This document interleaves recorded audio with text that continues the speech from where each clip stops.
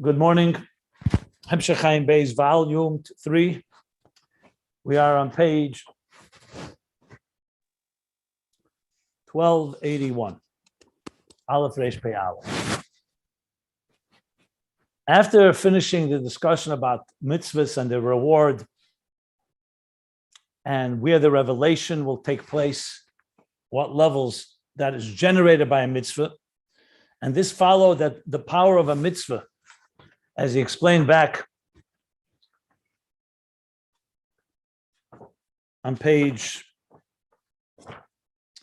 of page 1266, that mitzvahs, though they're kalim, but kalim are rooted in the etzem, atzmus muhusa oir, as he said. This was on page atzmus muhus ein sof baruch hu, and the sheirish shemokar eris is ein sof bulvad.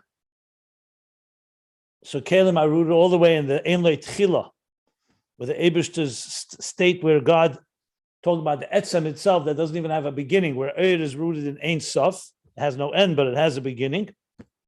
That was discussed on page 1267 and on.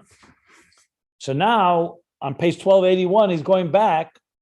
So if that's the case, so then the other way around. Why do we need the Hagdomas Haveda mebchinas Avarabba the B'chol Meidecha? Since the Amshacha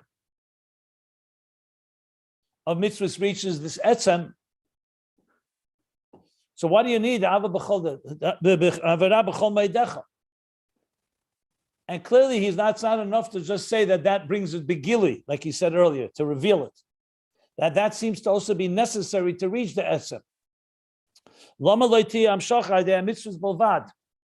I'm reading third line on page 1281, the new paragraph there. As we learned earlier. And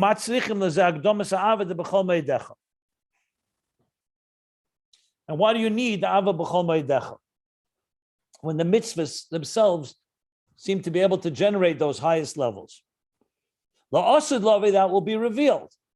The Yudke that is not dressed up in the garment of Adbash, of Mam Tzadik. But even today we have some taste of it. But the point being is the mitzvahs do generate it. The question we learned is when it will be revealed.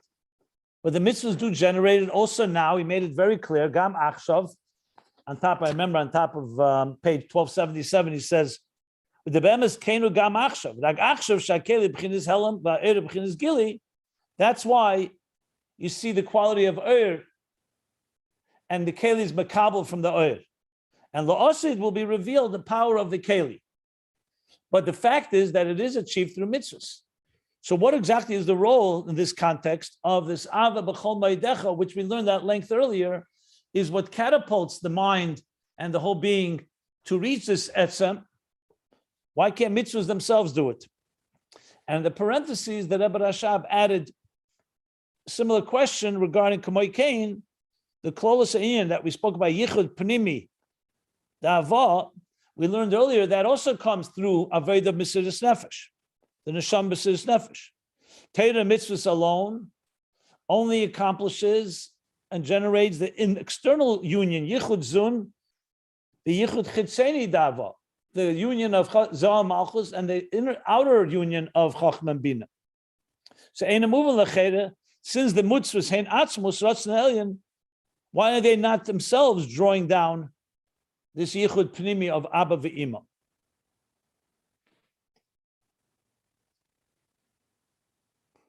Okay, so now to answer the question, the Rebbe Rashab went back. So let's go back to the discussion how mitzvahs kalim, like he says, and he's going to ask a question on that very concept that the mitzvahs kalim rooted in the etzem. He said, "So acha inyan hu." I'm reading now. I'm reviewing what we learned after the parentheses. A little halfway down the page on 1281. The Nizbar that the Amshacha Shadei Mitzvahs is due to the quality of Kalim, of the Shadei Mitzvahs, Mitzvahs and B'chinas Kalim, Kalim B'Shoshim Kodmel L'Sher Sha'eres. And the containers in their root are rooted higher than the Oir, because the containers capture the part of Atzmus that is not expressed in a logical way in the revelation. It captures the Atzmus that can create something that's not similar to Atzmus, as we learned back on page 1267, as I said.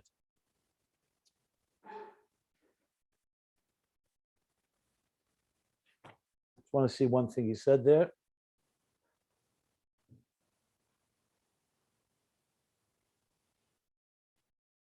Yeah. So there's this pastor.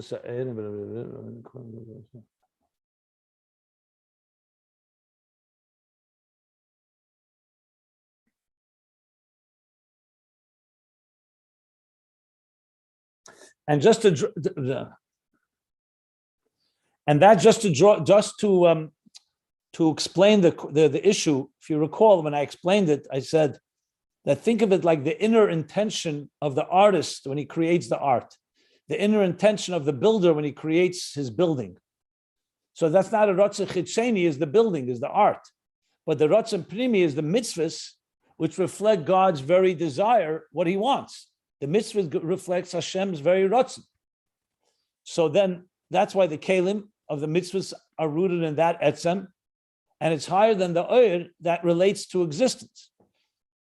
So then if that's the case, so why then do you need this Ava B'chol Meidecha and the Mesiras Nefesh that he said? So then he says, so now he said, because the kelim are rooted higher than the oir. So now he asks, L'chayda in a move on. If that's the case, because the kelim are rooted higher than the oir, it's not just mitzvahs, kelim themselves, the kelim of shtalshlus, kelim, the shtalshlus gamkin kodmu b'shoshin el-eiris. And that's why they have the power to draw down energy. Energy, the oir itself on its own, naturally, is naturally inclined to go upward. And the keli has the power to cause the energy to go against its very nature, to be drawn down, because the root of the keli is root higher than the root of the oir, because it's rooted in the reshimu, and the oir is only rooted in the kav. And that's why and nevertheless, what is it drawing down? It's an oir of ishtalshlus. And you don't get the very source and root of the keli being revealed. You're only getting the oir of Seder Ishtalshlus. The Eicha Idea Mitzvahs Nimshach Sheirish HaKelim. Like I said, the question is a twofold one. One is, if all Kelim do it, what's unique about mitzvahs? And secondly, Kelim only draw down the energy that the Keli can contain. It doesn't reveal the root of the Rishimu, of the Kelim and the Rishimu in the Koyach HaGvul and Koyach HaHelam of Ein Sof. That's not revealed. So why mitzvahs do that? If mitzvahs' power is due to its root and it's due to the kelim, why do mitzvahs reveal the root of the keli, which is already beginning to hint to the answer? Not the answer, but basically distinguishing between kelim and mitzvahs. So that's where we stopped. So we're 6 lines from the bottom of page 1281. And now he's going to answer this question. So he says that there's 2 things the keli does. Acha inyan hu. Acha inyan bezehu, the inyan in this is as follows: Shezeu ideh shakeli gufa nepach la'oir, that the mitzvahs reveal the very root of the container, because the keli through mitzvahs nepach la'oir, the keli itself gets transformed to a form of oir. That the concealment becomes a gilui. So let me just explain this for a moment. We already discussed it, but it may be helpful, this little explanation here. The fundamental difference between oir and keli is that keli is a recipient and oir is a mashpia, is a transmitter. And yet, like the Gemara says, mitamidei yesim mekulam, that when a teacher is teaching, he said that he learned much from his teachers, learned more from his friends, his colleagues, and they learn most from his students. Why? Because the student, the keli, can bring out something from the teacher that the teacher himself would not have on his own. That's a general statement. Now, in general, we learn that the difference in oir and keli is, in Giluyim, for sure, oir is higher, because what's a keli without oir? It's like having a cup without wine in it. And yet, because the keli comes also by God, created also the container. We're taught that the container itself comes from a higher level in the creator, so to speak, than the does. Because the reveals the Giluyim of the Eibishter. And the Keli reveals the Koyach HaHelam, the concealment of God. Like I said, for example, the teacher, to conceal and restrain himself from speaking takes more energy than to reveal his ideas. So in a way, the Koyach HaTzimtzum, or the Koyach HaHelam that creates the Keli, is rooted in a deeper place in Atzmus. Like he said clearly, that it comes from the Kol Yochel of the Eibishter. Because it makes sense on page 1260, this is a very important piece in this discussion on 1260.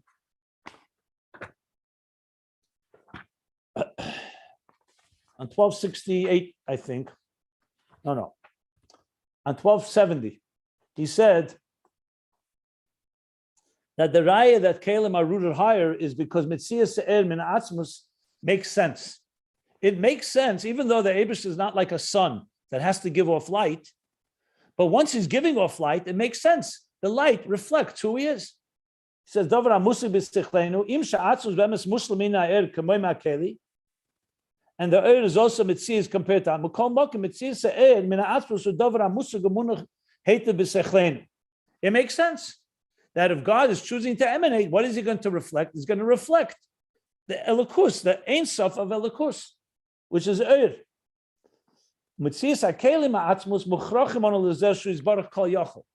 fact that God creates a Keli, that means that God has a power that's not just revealing himself. That means it's coming for Kol Yochel to create something that is Metzias Davar.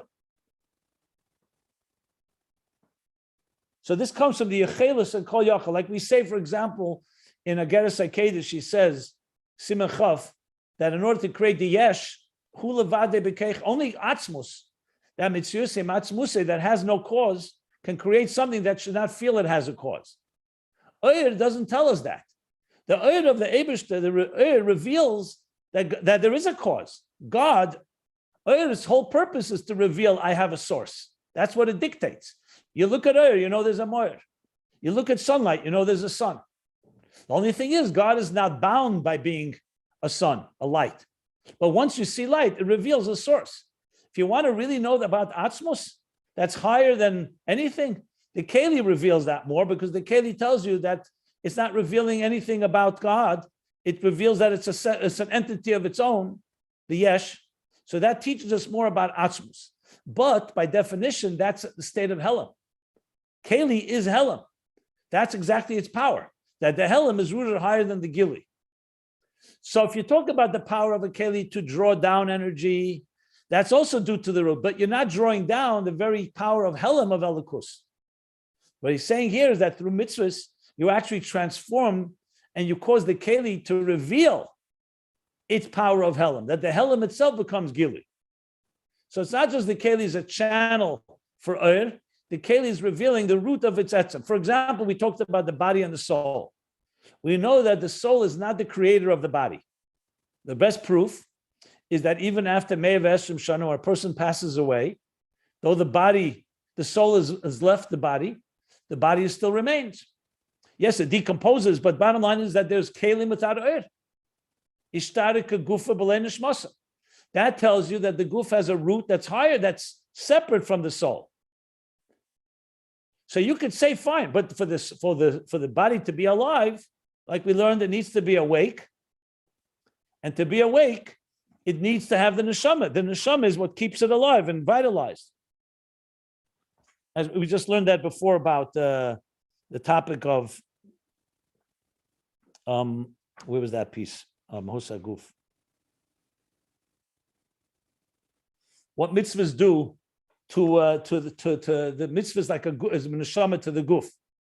But regardless, that's the element of a neshama being alive in the body. But what about the very source of the body that gives it power to exist? That, by definition, would seem to be remains always behelam. Like the Rishimu is a concealed state. The Koyachelm, a concealed state. But we want even that to be transformed. And that's what he says now. That through mitzvahs, and that's a bigger chiddush. So it's not just that the keli is a keli to draw Ur, which also tells you it has power, but it's more than that. The ein zerak mashakeli mamshech Continuing on, this is not just that the keli is mamshech Just 1 second. Let me just see something.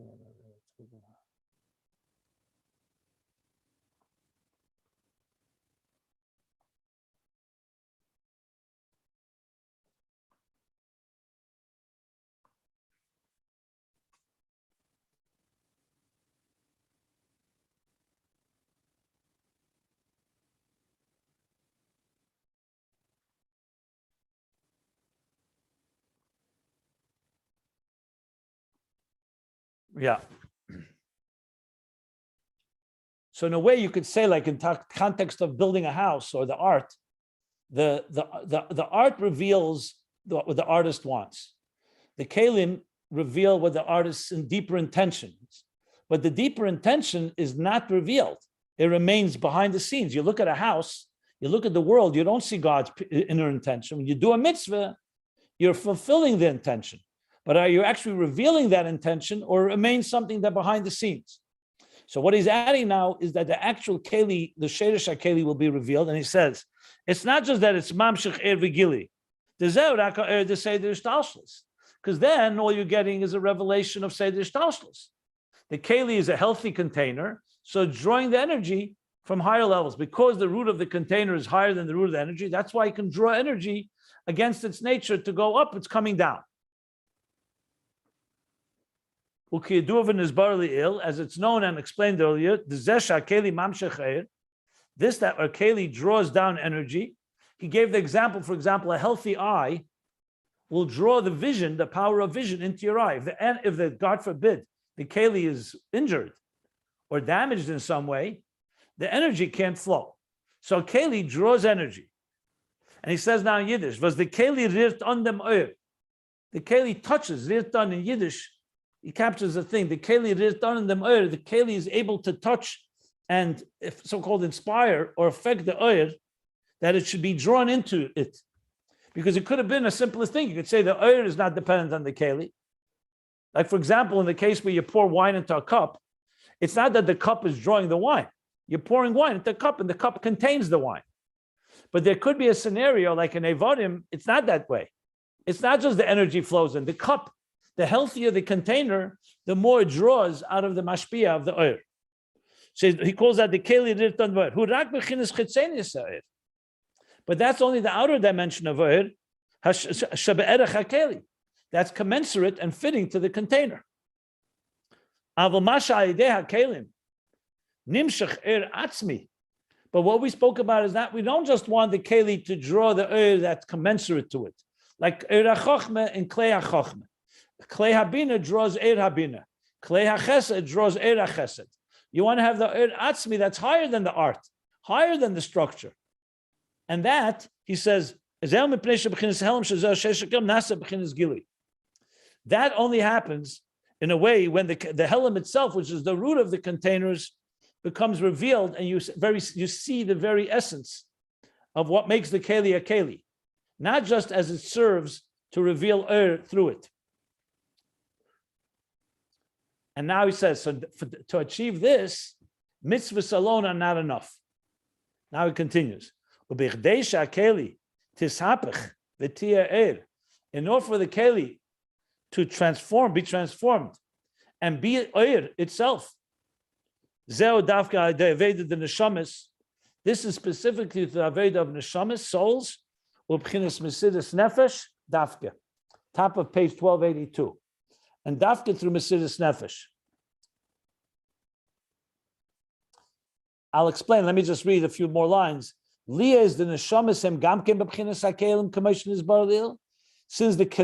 are also on the level of containers, like we explained earlier, by the aveda shalahem bizgalus etzem and neshama, and through their work. So the neshamis are kelim, and through their work, through revealing the etzem and neshama, which is Mesiras Nefesh, that they're revealing the very core of their being. Shezeu the etzem and neshama shebchinas helam hariyubah bizgalus. That means the core soul, which on its own is concealed, becomes revealed in an intensity of light and gili b'yeser, and increased revelation. That causes that also above, that which is concealed should become revealed. And that's why that the performance of mitzvahs after following the work of Mesiras Nefesh we just described, dafke nimsha b'chinas hahelem begili. It draws down the helem into gili. Okay.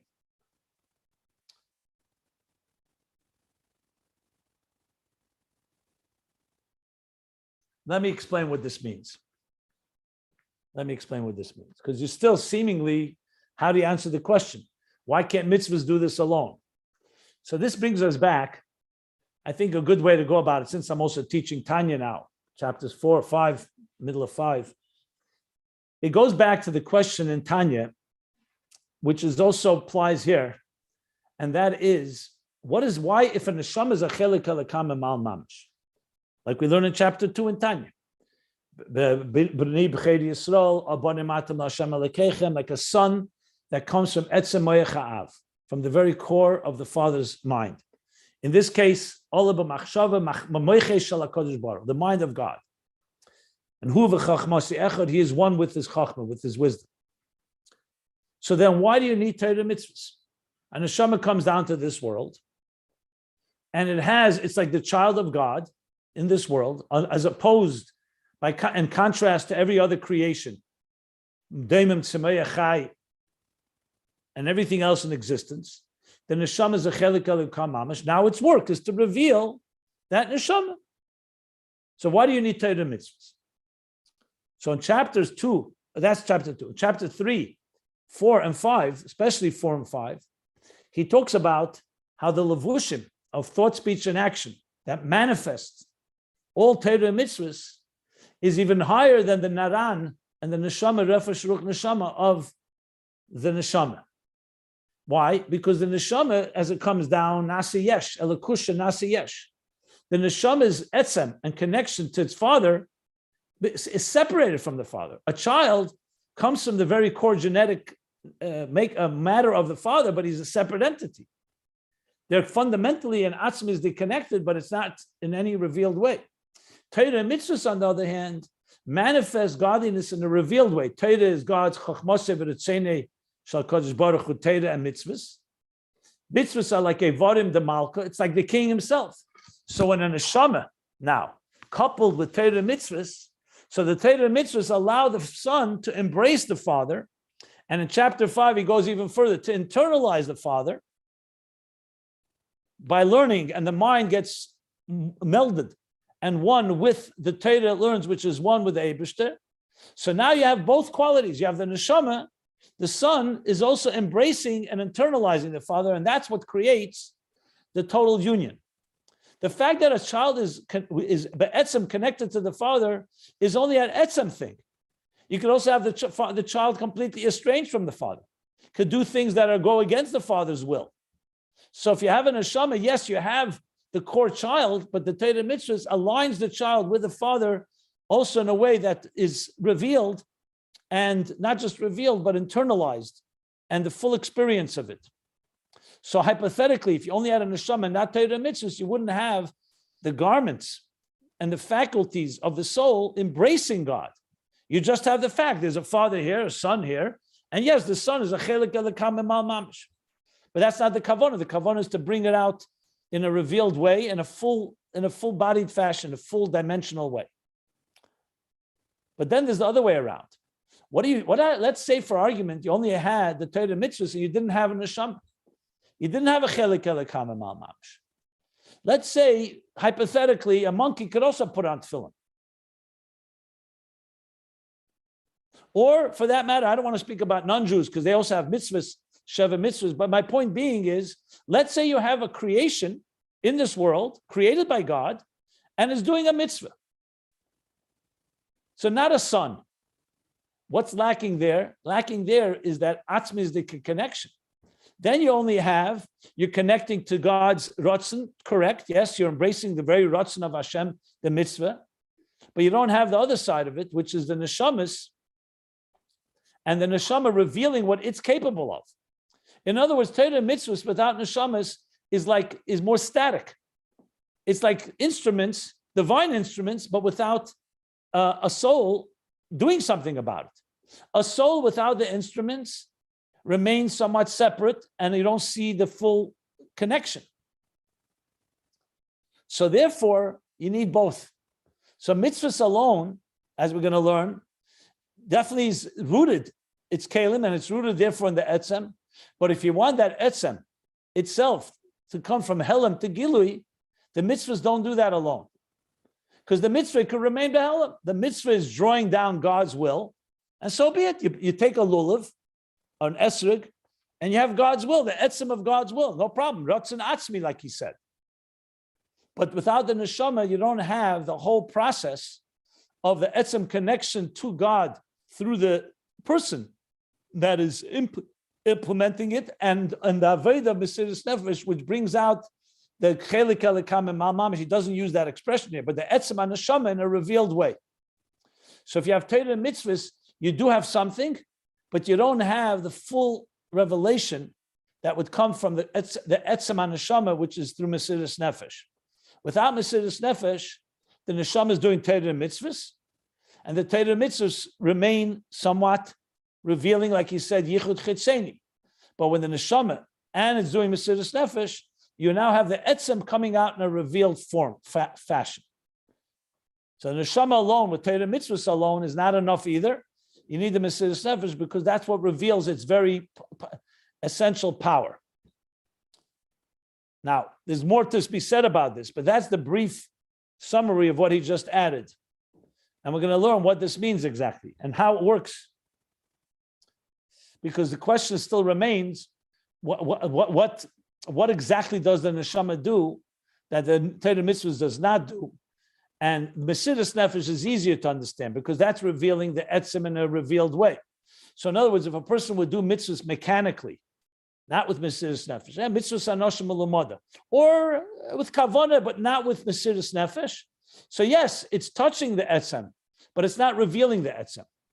And Mesiras Nefesh means you see a person who's completely consumed with godliness, Chol Moedecha, Mesiras Nefesh, then you see not just you're touching the etzem, and accessing it, but you're also revealing it that the etzem itself is begili. So we still need to understand what the difference between neshamas and Mesiras Nefesh, but I think the general picture is what I just described here. Any questions? Let's start with that. In few lines, he's going to explain a little more, I think, why mitzvahs itself cannot bring the isgalus from the moker. It's only... Yeah, I just gave an explanation of what we learned so far. I said he's going to explain. Yeah, of course. Where does Simcha Shel Mitzvah connect with this? So we had our long discussion about Simcha Shel Mitzvah, hard getter, brings us to higher levels. That's connected to Kavana more. He spoke about Gilui. But we'll see. I don't want to speculate because he hasn't yet included that in the picture.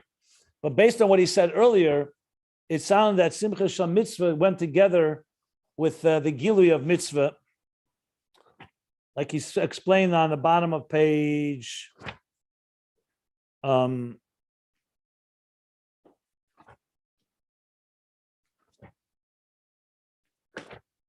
page, I think 1264.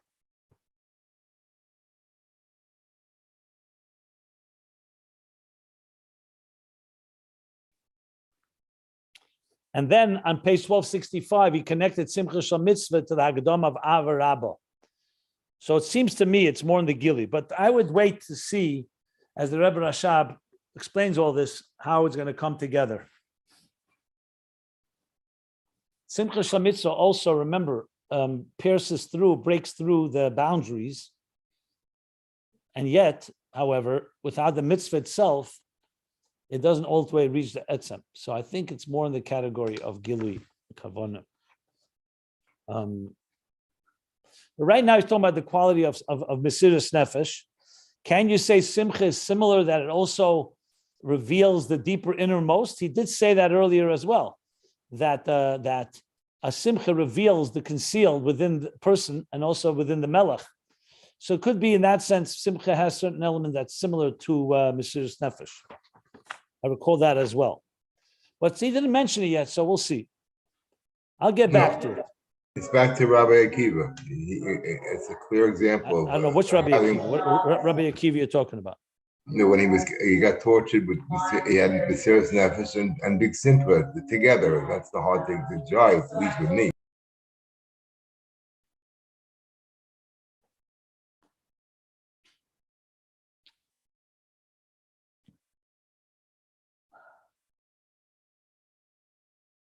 Also, he spoke about earlier that's halaw.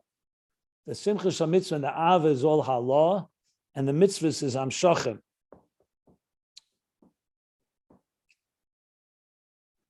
I didn't understand. I'm not sure. I don't want to interrupt your answer, but are you? Yeah.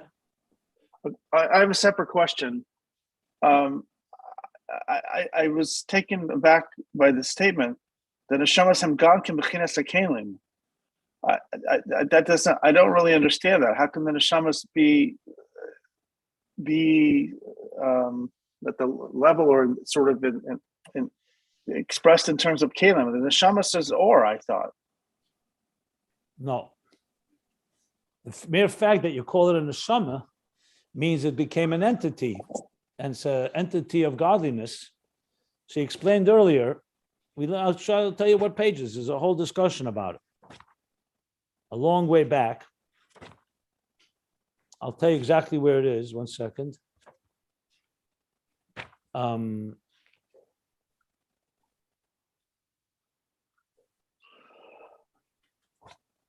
Remember, Yotzu v'nifradu from Ageres HaKedes Siman Chav.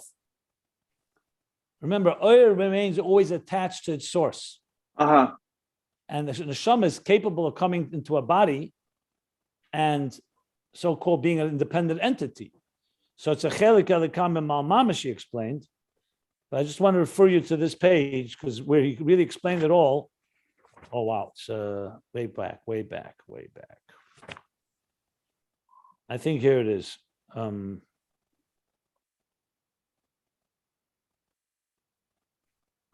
So is an neshama or is it a keli and or? It's both. First of all, even a keli is Ur and keli. Yes, everything is okay. both. Okay, fair enough. Depends what you mean by Ur and keli. I get it. But still, one doesn't. I'll wait for you to give me the citation. A neshama compared to a guf is like is Ur to compared to a body. But a neshama compared to its source is like an element so he says it's mushrish in the can. That's why it has an identity.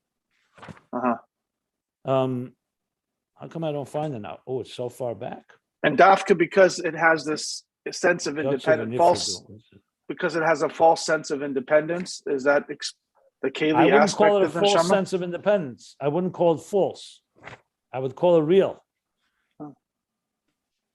Independence doesn't mean yesh. Independence means that it's a separate entity that enters into existence. I don't find it right now, but it's definitely. What kind of words does it use? Yatsu v'nifradu. Look for the words Yatsu v'nifradu. Okay. That's the language from Ageres HaKedes Siman Chav.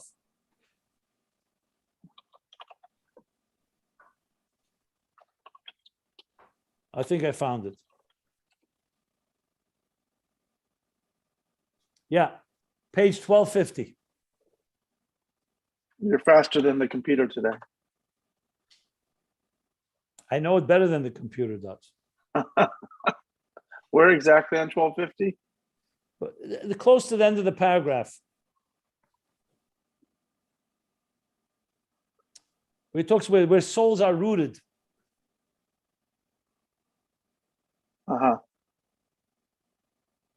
Ukein hakelim datzilis, rakshayotsu v'nifredu min hakelim.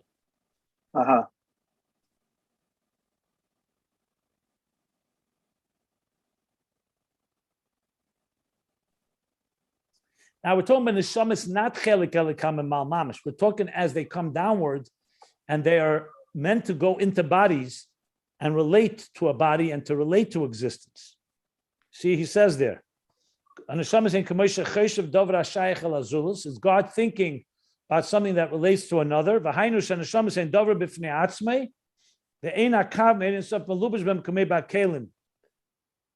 So they're meant to be, the Ur shouldn't be revealed. Even though, on the other hand, the neshama always feels like a flame, he says in chapter 19, like a flame that's always rising and connecting to its source. So it has both elements to it. The neshama has a keli element and has an Ur element. Okay, thank you. Now remember, being that the neshama and Torah and mitzvahs all need to be an interface between divine and existence, they all have to have Urus and keli. Like we're going to learn soon that Torah is Ur and mitzvahs are keli. But mitzvahs also have an element of Ur. The Ur of a mitzvah, the Ner mitzvah. But it all comes down to what is primarily. So bottom line is neshamas, Torah, mitzvahs are all divine kelim that manifest something that has specific identity. But he's explained now the difference between Veda, neshamas, and Mesiras Nefesh. Okay. So I didn't say this is completed. I just gave a small, short explanation of what he's adding, that in neshama, that's why you need the neshamas, Aveda, Mesiras Nefesh, and mitzvahs alone are not enough. Now, remember in the question he asked, Kamoi Kain, he said, why do you need mitzvahs? Why do you need Mesiras Nefesh to have yichud pnimi? Mitzvahs alone, why can't mitzvahs alone do it? So he's going to answer that as well, now also in a parenthesis. The Kamoi Kain b'Mesiras Nefesh al etzem ha'Torah mitzvahs. The same is, and similarly, Mesiras Nefesh, when a person gives his total dedication in life on the very core of the very essence of Torah mitzvahs, nasa gam ken ahelim gili.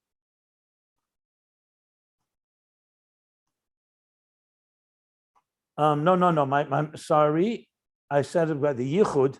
No, I made a mistake. The yichud thing is addressed in the parentheses at the end of the paragraph. I correct myself.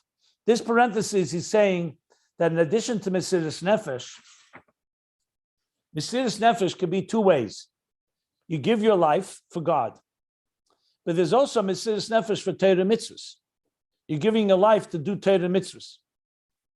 To give your Mesiras Nefesh for God is like if they challenge you to say either bow to Avodah Zarah or we kill you. That's Mesiras Nefesh for the Eibishter, Kiddush Hashem. But there's Mesiras Nefesh al Torah mitzvahs. That means you do everything possible to keep doing Torah mitzvahs, like he says, Nasa gam ken helam gili. That also causes the helam to be revealed.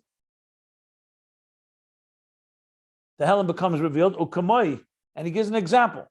B'molchamas Yavan, in the war by Chanukah, the war with the Greeks.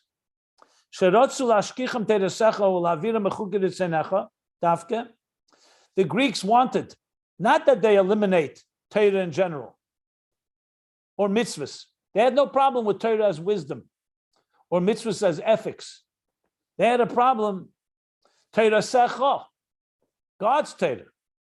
And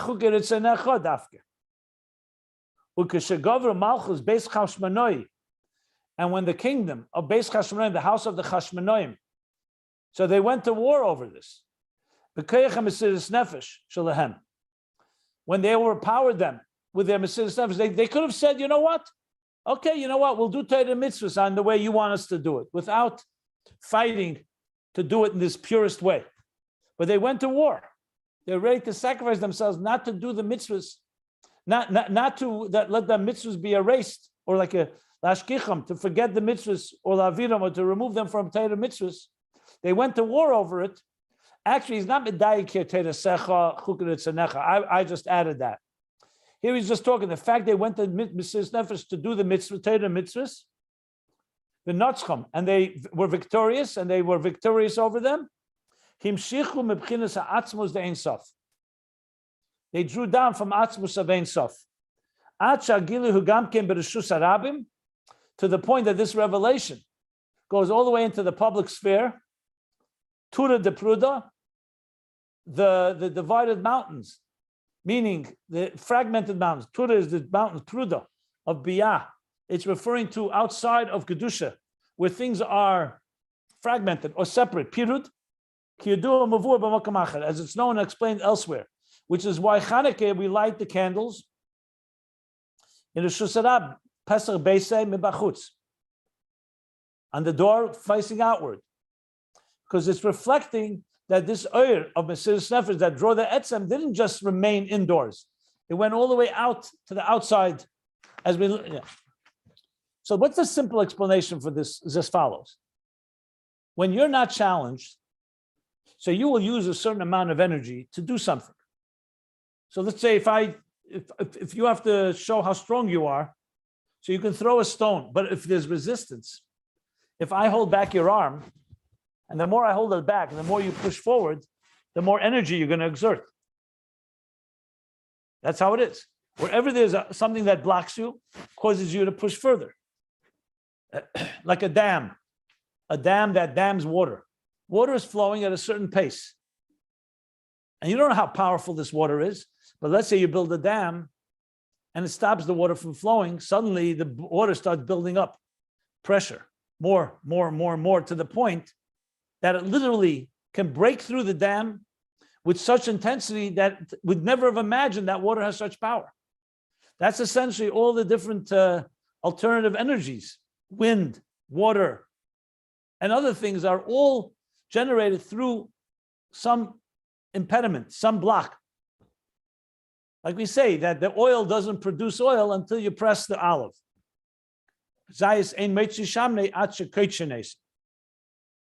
Same thing psychologically and emotionally.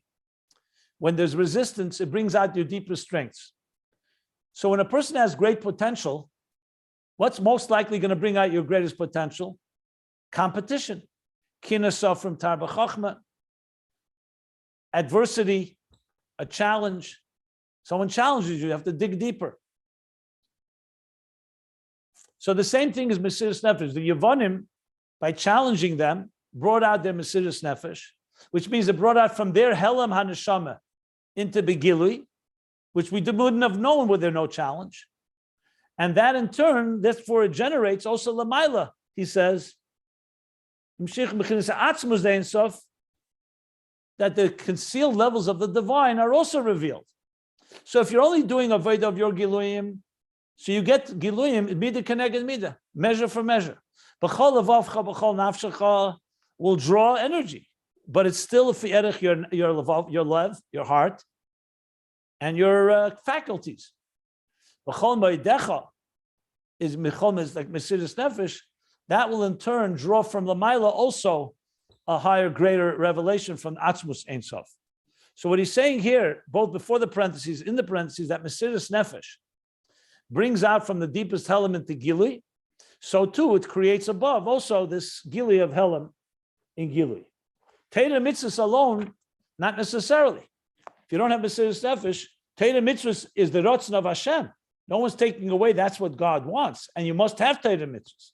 But it's the Mesiras Nefesh that draws it out from the etzem, that the etzem itself should be Begili. We're going to learn in a moment what Teda Mitzvos is without Mesiras Nefesh. Well, Lechein, and that's why they Mitzvos Levad, through Mitzvos alone, Bilvad, through Mitzvos Bilvad alone, Einu Nimsha B'chinas HaAtzmos. He doesn't say you're not touching Atzmos. He doesn't say you're not performing the Ratzon HaAtzmi. But you're not Nimsha, Einu Nimshach B'chinas HaAtzmos. Rak ha'er shall be seder ishtalshlus. The only thing you'll get energy-wise is based on how much you did. You did mitzvahs, so yes, so you'll get an er.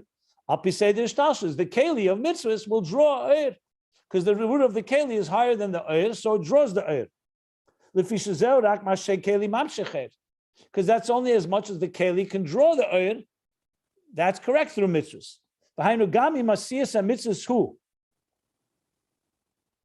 And he goes further. If you don't have Mesiras Nefesh, and also you don't have Re'usa Deliba, like he's going to say, that's L'mayla Matam V'das, it also is this way. He's going to add. So this means even when the performance of mitzvahs, hu b'hagdomas, is after the introduction of Ava V'yira, love and reverence, Shal Pitam V'das, That's a rational love and reverence. Al pitam v'das means it's not Mesiras. It's not coming from your deepest. Your mind tells you that God created you. God is hu chayecha. He gives you life.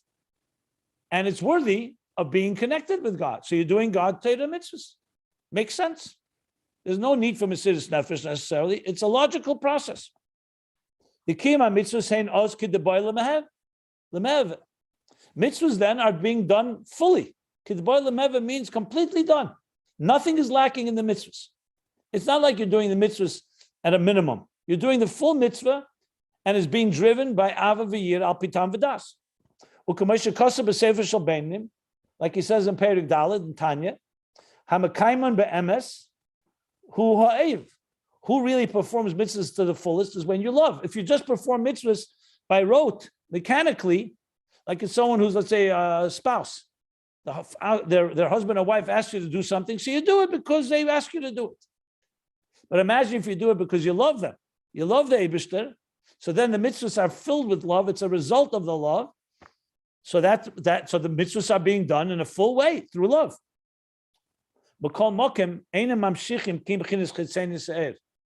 But then you're only drawing down the outer dimension of Eir, because you haven't reached into the Pnimius and Etzem of you, and therefore not the Pnimius Etzem Lamaila, above. It's only with the Keli, like you said before, the so the Keli, it touches the Eir, the energy,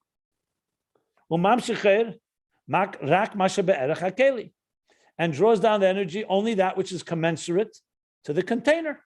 So every container draws down its energy. Just like a healthy eye draws vision, a healthy ear draws sound, hearing, a healthy arm, the strength that your arm has, but you're not going to have something that's extraordinary. And this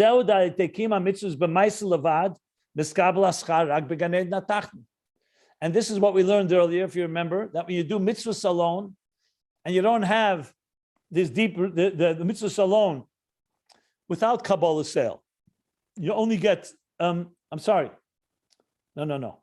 with Kabbalah sale, you get, like we just said, that you do with Kabbalah sale, so you get that without it, you get reward only in the lower Gan Eden. Because if you don't have kavanah at all, if you only do action,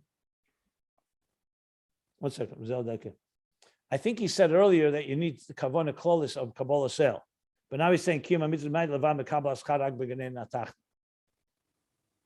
I think he said earlier that if you do action alone, you don't get schar altogether.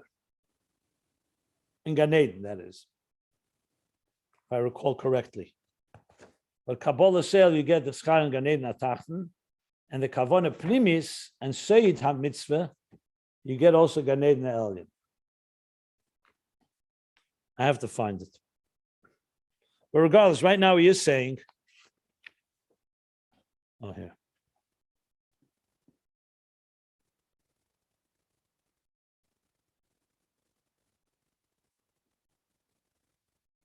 Yeah, at the bottom of page 1271, he said like this.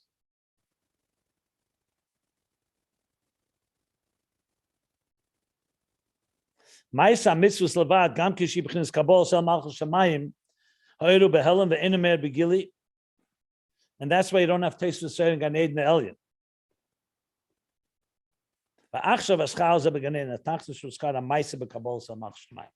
He did say earlier Maisa with Kabbalah soil from chapter 41 in Tanya.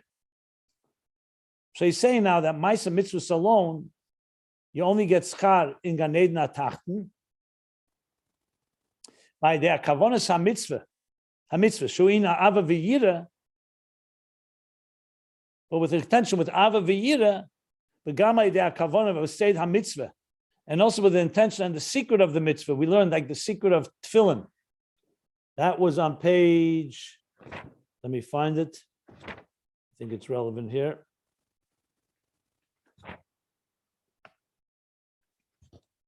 Said Tzarich liyashneim.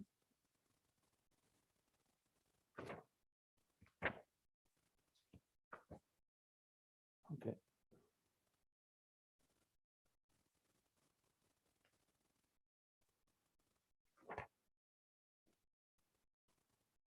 I already asked this question. Where was it? I think you found it then. It could be goes all the way back to 12:12. For some reason I remember afterwards, but okay. Let me see at 12:12. Yeah. He said, Mamshichin Tesu said Beganei Natachten. But with Bli Kavona Klal, you don't Mamshich Tesu said in Gan Eden at all. He said that clearly. And say Pnimi of the mitzvah, it's page 12:12. Shaved Alev, that's Mamshich in Gan Eden Elyon. Okay, so what is he saying now? He's saying now that the mitzvahs alone, not Mesiras Nefesh, also draw oir. But an oir in Seder Shtalshus, the oir in Gan Eden Atachten or Gan Eden Elyon.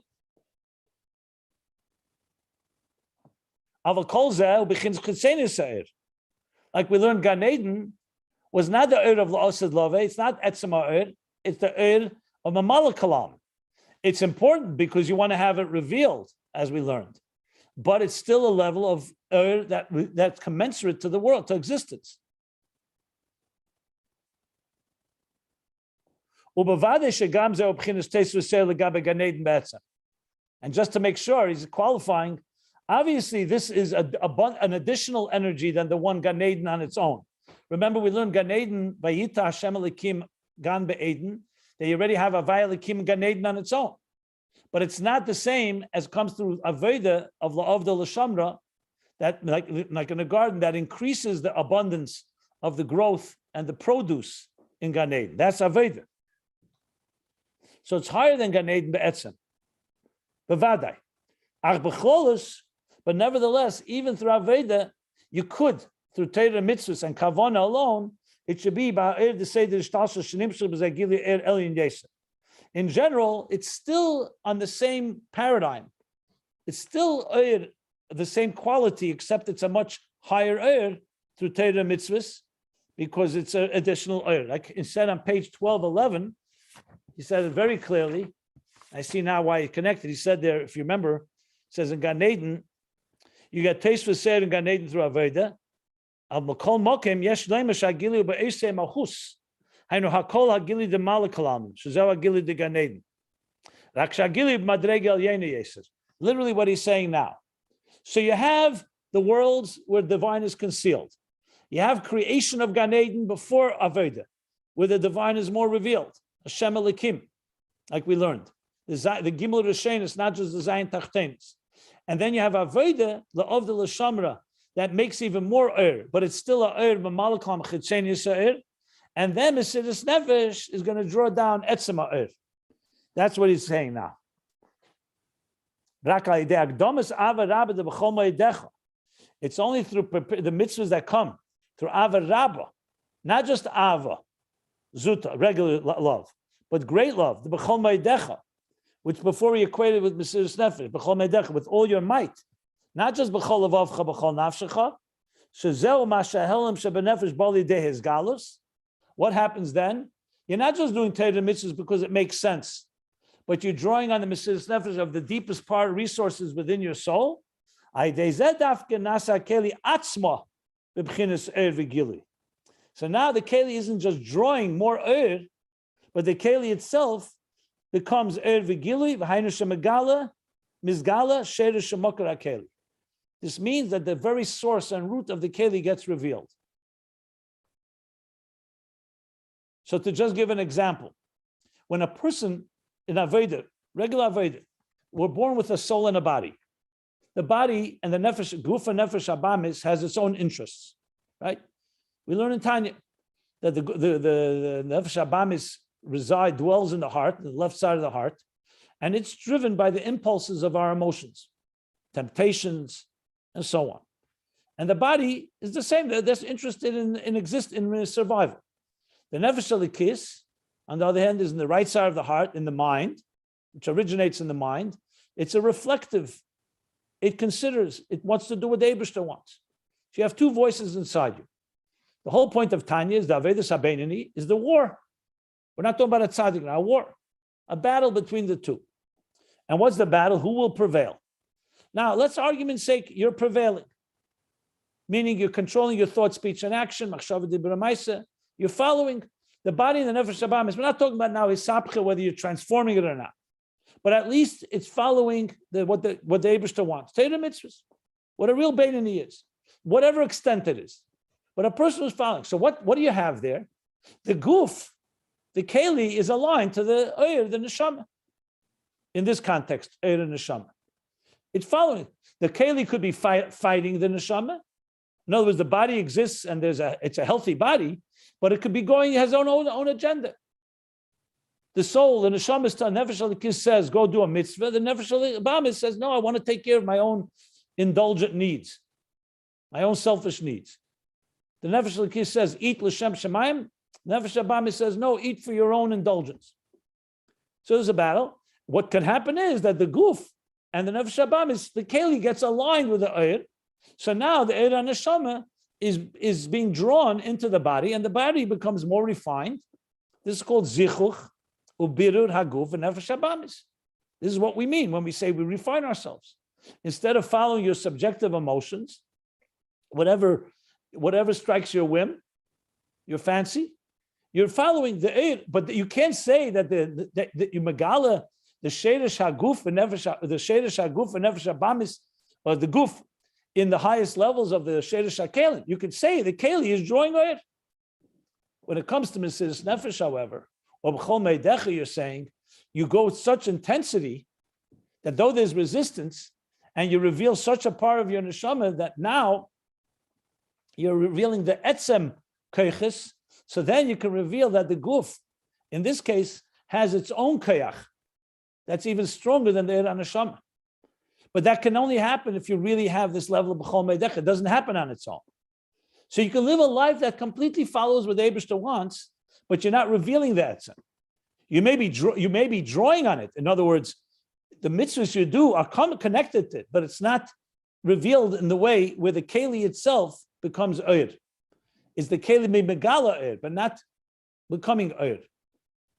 And that's the gili of the koyach ha'atzmi, the helam ha'atzmi of the Eibishter to create kelim in the first place. What did he create in the guf? That the guf ends up, like he said earlier, neshama nezunis min haguf. Today, the body is nourished by the soul. And then the soul will be nourished by the body. How's that possible? Because the body is not its own power. It's the koyach atzmi of elikus that a neshama will be able to benefit from, that today it doesn't yet have. But to do that, the neshama itself has to go to a Mesiras Nefesh that touches its deeper core essence to reveal this power. I know I gave the body example of guf and neshama. It needs to be qualified because he is talking here about revealing the deeper powers of the neshama. He's not talking about the guf, but I just wanted to give something to understand what's the keli here, what the keli means. That the keli is revealing that core essence that comes from that deeper place. Okay. Let me just read till the end of the paragraph and then we'll take questions. Now he's going back to the question. Remember the second question he asked was about yichud pnimi and yichud chitzeni. It's actually, it's basically a subset of the first question. Same question, just in different words. So now in this parenthesis, he answers that too. The same as the general inner union of Chochmah and Bina, which we said, why doesn't mitzvahs do that? Why do you need Mesiras Nefesh?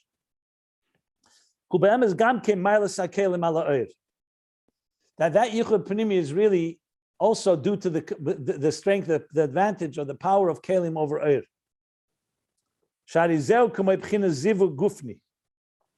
Because that's like a zivuk gufni. Okay.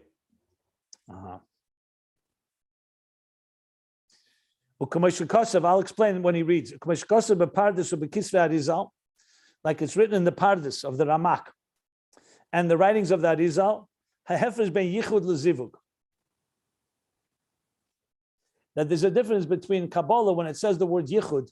Yichud means union. Zivug also means union. So what's the difference between yichud and zivug? So he explains that yichud is more ruchni and zivug is more gashmi. And he explains, zivug nishikin v'zivug gufni. I'll explain all the names in a moment. I just want to read it inside.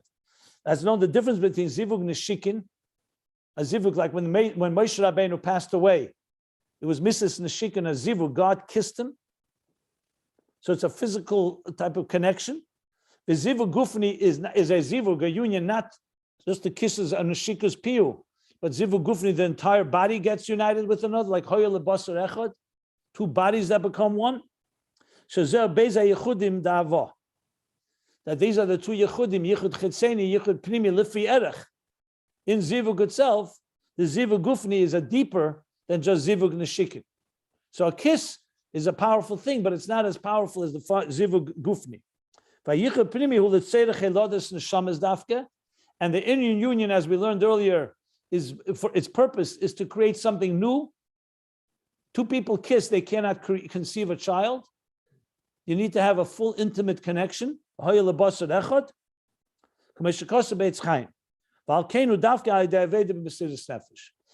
why it's dafka through the Aveda Mesiras Nefesh that creates the Yichud Pnimi and connected to the Kalim. So what he's saying like this, the difference in Yichud and Zivug is Yichud, generally speaking, is a more spiritual connection. It's like if you say the Yichud of Abba ve'Ima, so it's a spiritual connection. Yichud Gufni is a physical connection. Now, in the physical world, a healthy relationship is both. There's a spiritual union and there's a physical union. But in Ruchnis and Lamaila, there's only Yichud Ruchni. There's no Zivug Gashmi. Because in Ruchnis, Malachim or the Neshamis, it's only Ruchnis, there's no Gufni altogether. Nevertheless, in the language of Eris and Kalim, so the Kabbalah, Kisra Rizan explain, when you're talking Yichud of Eris, it's a Yichud. When you talk Yichud of Kalim, it's a Zivug. Because Kalim, the Fiyerech Eir, is like Guf compared to Neshama. So what he's saying here is that in general, the Yichud Pnimi, to get a Yichud Pnimi, you need to have the Zivug Gufni of Kalim. And that touches the Yichud Pnimi, which creates something new energy. And in order to get to that, it's Torah Mitzvos alone, it's the same reason, can only reach to the outer dimension of the Yichud.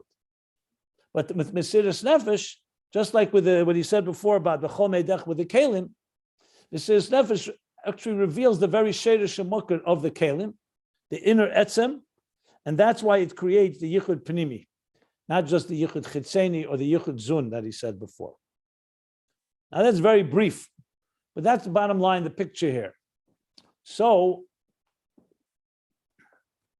to sum it up, it comes down to this. Teda Mitzvos, without Mesiras Nefesh or without B'chol Meidecha, can access the highest levels, but it cannot draw down and reveal the very Keli, the very source of the Keli. It just draws the energy, Lefi Erech the Kelim, but not the Helam Atzmi itself, not the Helam of the Keli itself. Okay. This is a new there's more to be. One second. There's more to be said and more to be explained, but I'm going to stop here. Let's digest what was said here. We'll learn it again. We'll go over it again until we get it clearly. Go ahead. Any questions? This is maybe a revolutionary because he said, without Abo, der Mitzvos cannot mamshich sein, die Sheresh HaKelim.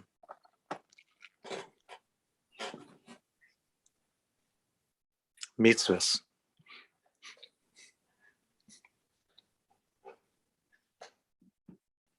So not sure, what are you saying? I'm asking, I'm not saying. It sounds from here, maybe later he will more make it clear. He says clearly, mitzvahs alone.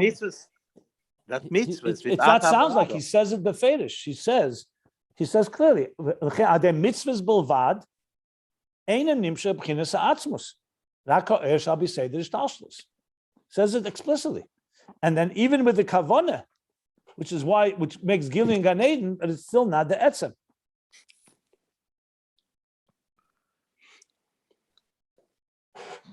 Now, he's going to explain more about it. This for sure he's going to explain more about it.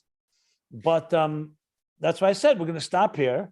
We'll discuss it. I gave some explanation, the role of neshamis and the role of Mesiras Nefesh. It needs more elaboration. I acknowledge that. But I think it has to be done paced. I don't know if we can go. I want to learn more. And as we learn it, understand everything he's saying here. This is very deep stuff. This is a very fundamental, because if you go back earlier, we learned kavanah without mitzvahs, on the other hand, doesn't do anything. So you could have Mesiras Nefesh, And you could have b'chol ma'adecha, and let's say a person doesn't do any mitzvahs. So you'll be megala, the deepest keiches you have, but there's no Torah mitzvahs, which is ultimate to the Ratzon Atzmi. That's why you need to have neshamas, Torah mitzvahs, and Mesiras Nefesh. That's what he's ultimately going to explain, that you need all of them combined to create the full interface between Atzmus and Welt. That's really where he's leading to. But we'll get there. Fine. Is there- Needs more. Yeah. Is there a suggestion here? I mean, obviously the language at the end of this paragraph is very intimate language. And I understand it's of course a spiritual level, but is this to say that when you perform Torah mitzvahs with Mesiras Nefesh, that you're essentially having an intimate connection with the Eibishter, that the essential root of your neshama is connecting with the atzmus of the Eibishter? Or is that going too far? No. Remember, as long as you don't turn it into something crass or coarse that tries to be megashim too much, like anthropomorphize these matters, all physicality is rooted in the deeper levels. It's God that created the physical, and he wants a union with us that isn't just a spiritual union, but also a physical one. Look at the bris b'psarchem. I want a covenant with you in your very flesh. So the concept of actually connecting our flesh to God, which would mean literally in our physical bodies, and tchias hamesim is not just souls without bodies, is that we want to elevate the bodies to that level where there is that connection. Now, obviously, you cannot talk about God in terms of soul and body, but you are talking about Oris and Kalim. Like if you talk in the highest levels, the koyach of God to conceal himself, like Rishimu, which is the root of Kalim, and the koyach of God to reveal himself, which is Oyer. When you join those two, you're joining in essentially the root of Gufni and Ruchni, except it's not a guf as in a physical guf, but it's the root of the guf. See what I'm saying? So Yichud Kalim in that sense is ultimately the source of Yichud Gufni that we would call physical. But above, it would be called the connection with the divine that's beyond any form of manifestation and revelation that you have in Oyer. Got it. Thank you. That's why it's called Zivug Gufni, because this is a reflection. This is because Lemailo, it's such a strong connection. That's why. If you read, by the way, Ageres HaKedesh Simon Chof, that the Alter Rebbe wrote a few weeks before his passing, its punchline is this: that Dafka in the Yesh HaGashmi, Dafka in the physical earth, in the earth, not in heaven. You can't plant a seed in heaven and it'll grow. You can plant a seed in earth, in Malchus, in Yesh. And Dafka in the Yesh lies the Koyach HaAtzmus. But you need the Oyer to bring it forth. The seed needs to be watered. The seed needs to be transmitted, the air that creates and the air that reveals. So bottom line is you need to have Etzem, Oyer, Keli. Now in the early stages, the Oyer and Keli work commensurate to each other. The Keli is like a student receiving from his teacher and growing until the Keli gets to a point where the Keli can reveal the Etzem that's even higher than the Oyer. That's the trajectory of history. So if you take it to a more so really, broader... one more point. And the interesting paradox is that you have to go from Oyer to Keli before you get from Keli to Etzem. Then you can begal the Etzem in the Oyer and in the Keli. Okay, great.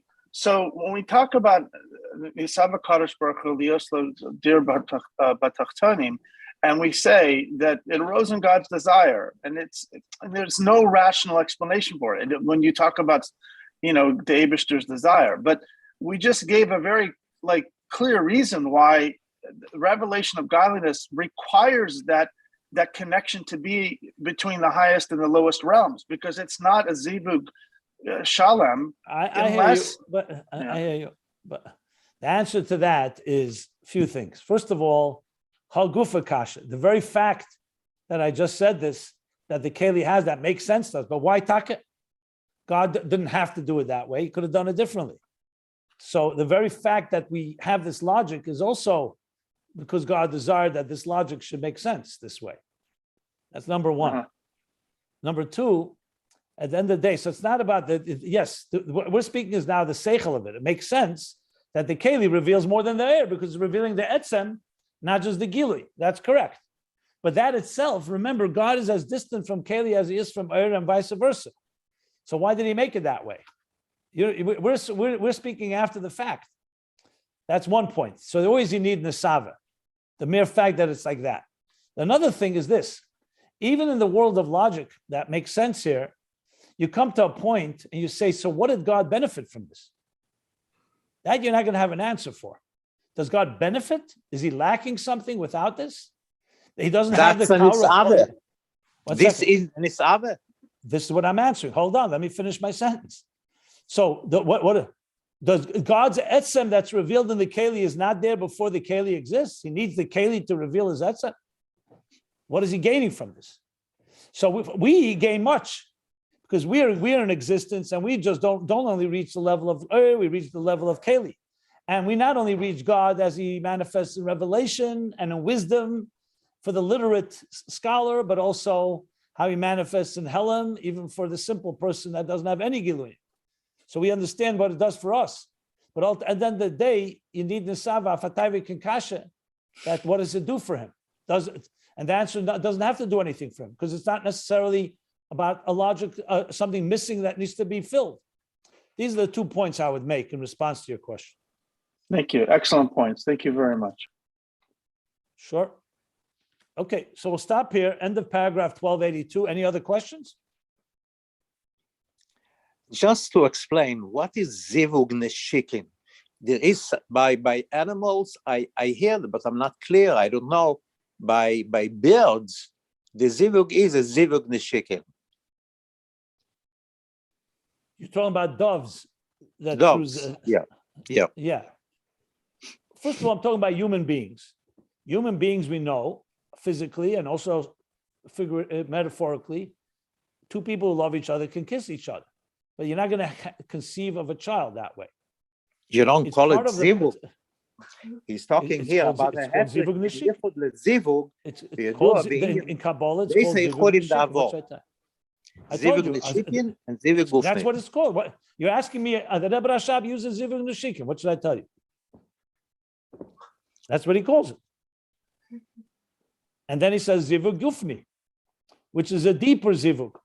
Neshikin is also a zivug. Two people join together and kiss each other and embrace each other in that way.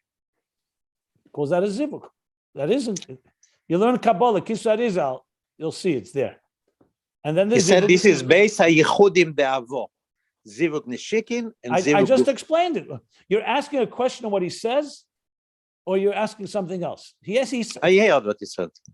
yeah, that's what he says. And the zivug gufni is a yichud pnimi, and that's more kalim. The derech klal, if you want more explanation, I would just go look in Erech Zivug in Sefer Likutim or other places where they bring more sources for this.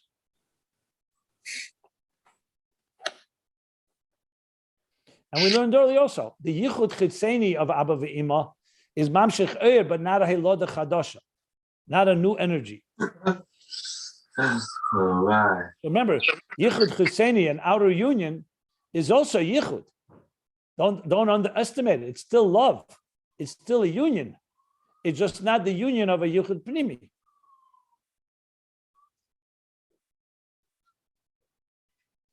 As I said, more needs to be explained. What each component does, what the mitzvah does, what Mesiras Nefesh does, what the neshama. So I want to read more. As we learn more, we'll learn this again and again until we get it as best as we can.